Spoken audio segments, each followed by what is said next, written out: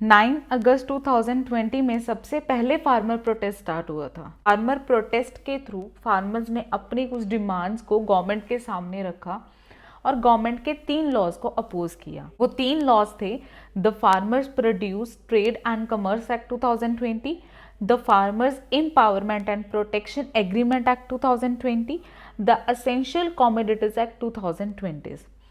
Farmers को लगा कि इन 3 लॉज के मार्केट में आने से एपीएमसी और MSP minimum sale price risk में हो जाएंगी और न्यू मार्केट्स डेवलप होना स्टार्ट हो जाएंगी जो कि प्राइवेट कंपनीज के अंडर काम करेंगी। इससे मार्केट में प्राइवेट कंपनीज अपनी मोनोपोली इस्टेब्लिश कर सकती हैं। फार्मर्स ने काफ़ी अपोज किया इन 3 लॉज को और लास्ट 14 मंथ के बाद गवर्नमेंट ने तीनों लॉज को वापस ले लिया, जो कि फार्मर्स के लिए बहुत बड़ी विक्ट्री थी। और साथ में गवर्नमेंट ने बोला था कि उनकी जितनी भी डिमांड्स हैं उन्हें पूरा किया जाएगा। 11 दिसंबर 2021, after 1 year 4 months 2 days, farmer protest खत्म हो जाता है। अब क्वेश्चन आता है, जब गवर्नमेंट ने सारी डिमांड्स उस टाइम पे मान ली थी तो आज ये प्रोटेस्ट दोबारा स्टार्ट क्यों हो रहा है? एक्चुअली गवर्नमेंट ने उस टाइम पे डिमांड्स को पूरा करने की बात की थी, पर 2 साल उन पर कोई भी एक्शन, कोई भी लॉ नहीं बनाया गया। ऐसी कौन सी डिमांड्स थी जिसके लिए फार्मर्स ने दोबारा प्रोटेस्ट स्टार्ट कर दिया था?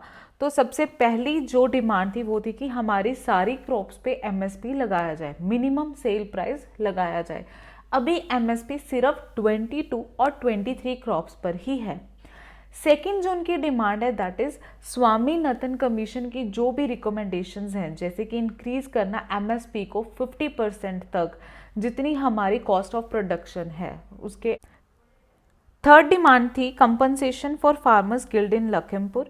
फोर्थ डिमांड है कि जो केसेस फार्मर्स पे हुए थे इन द फार्मर मूवमेंट 2020-21 में, उन केसेस को ख़त्म किया जाए। फिफ्थ डिमांड थी repeal of the electricity act 2020। Six demand है री introduction of land acquisition act of 2013। Seven demand है जहाँ पे उन्होंने बोला था कि एक स्पेशल नेशनल कमीशन होना चाहिए उन फार्मर्स के लिए जो चिली और स्पाइसेस को ग्रो करते हैं। एट्थ बोला था कि जो फार्मर्स पे उधार है, जितना भी उधार है, उन सारे उधार को ख़त्म किया जाए। और उसके अलावा जो 60 ईयर अबव फार्मर्स है उनको मंथली पेंशन मिलनी चाहिए 10,000 तक और 60,000 पर एकड़ पेंशन मिलनी चाहिए क्रॉप डैमेज की। इन सारी डिमांड्स को लेके 12 फेब मंडे को एक मीटिंग होती है जिसमें गवर्नमेंट कुछ डिमांड्स को पूरा करने की बात करते हैं, जैसे कि electricity act 2020, compensation to farmers killed in Lakhimpur Kheri, उसके अलावा जो केसेस फार्मर्स पे लगे थे उन केसेस को ख़त्म करने की बात करती हैं। बट कुछ मेजर ऐसी डिमांड्स थी जिनको गवर्नमेंट ने मानने के लिए मना कर दिया था, जैसे कि एमएसपी सारी क्रॉप पे लगाने की जो बात हुई थी गवर्नमेंट ने उस चीज़ के लिए मना कर दिया है। उन पे जो भी लोन था उन्हें ख़त्म करने की बात है जो वो नहीं माने। जो स्वामीनाथन कमीशन की रिकमेंडेशंस थी उन्हें भी इम्प्लीमेंट करने की बात गवर्नमेंट ने नहीं मानी। और इन डिमांड्स को ना मानने की वजह से प्रोटेस्ट दिल्ली में दोबारा स्टार्ट होता है on 13 February 2024 with the slogan Delhi चलो। इसके अलावा फार्मर इन नोएडा और ग्रेटर नोएडा में भी प्रोटेस्ट हो रहा है, जहां पे वो 2 चीज़ों की डिमांड करें। First is 10% of residential plots for their families and second is additional monetary compensation based on market rates. और इस प्रोटेस्ट की वजह से दिल्ली को बहुत ज़्यादा ट्रैफिक फेस करना पड़ रहा है। प्रेजेंट सिचुएशन जो दिल्ली की है इस बार बहुत डिफरेंट है। बहुत ज़्यादा हाई सिक्योरिटीज़ लगाई गई हैं, बहुत ज़्यादा रोड्स को ब्लॉक किया गया है, बहुत सारे बैरिकेड्स लगाए गए हैं, वायर्स लगाई गई हैं।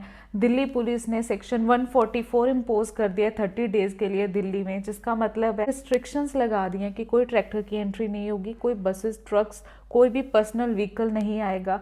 एक जगह पे 4 से ज़्यादा लोग खड़े नहीं हो सकते हैं। लाउड स्पीकर्स पे भी रिस्ट्रिक्शन लगा दिया कि इनका कोई यूज़ नहीं करेंगे। वह बहुत सारे स्टेडियम्स जो लार्ज स्टेडियम्स हैं उनको एक टेम्परेरी जेल में शिफ्ट कर दिया है और फार्मर्स पे टीयर गैस से फायर किया गया। उसके अलावा मोबाइल इंटरनेट सर्विसेज हैं उनको बंद कर दिया गया है। और वहीं पे ओपोजिशन केजरीवाल ने रिजेक्ट किया है कि हम किसी भी स्टेडियम को जेल में कन्वर्ट नहीं कर सकते।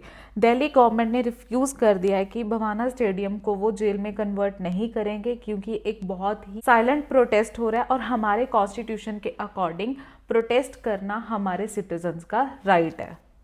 अगर हम दूसरी साइड देखें तो फार्मर्स अपनी पूरी तैयारी के साथ आए हैं, जिससे हम ये समझ सकते हैं कि फार्मर्स अब तब तक नहीं जाएंगे जब उनके डिमांड्स को पूरा नहीं किया जाता। इस रिजल्ट का क्या नतीजा निकलेगा वो तो हम टाइम के साथ देखेंगे, बट मैं उम्मीद करती हूँ कि आज की ये वीडियो से आपको पूरी डिबेट में थोड़ी क्लैरिटी तो मिली होगी कि फार्मर्स ने दोबारा प्रोटेस्ट क्यों स्टार्ट की है, और उसके रिलेटेड जो भी क्वेश्चंस आपके माइंड में आ रहे थे वो आपके क्लियर हो गए होंगे।